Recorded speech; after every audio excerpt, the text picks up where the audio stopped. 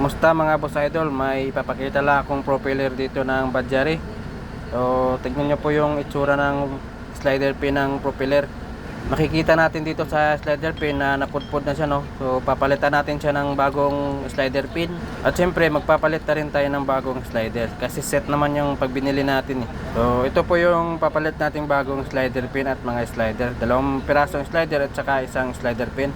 At syempre magpapalit na rin tayo dito ng kanyang plants. Dahil hinayaan ng customer natin na lumalagatok na yung kanyang slider pin at pinilit pa rin patakbuhin.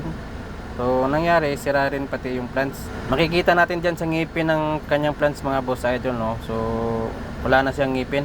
Napudpod na yung guide ng kanyang slider. So kailangan nating palitan to. Ganyan po mangyayari sa ating mga unit pag hinayaan nating lumalagatok na yung mga slider at pinilit pa rin natin patakbuhin. At ito na po yung bagong kanyang plants mga boss idol. Tamang grasa at maintenance lang kailangan dito para maiwasan natin ang doble-dobleng gastos. Yan lang muna mga boss idol. See you in my next video.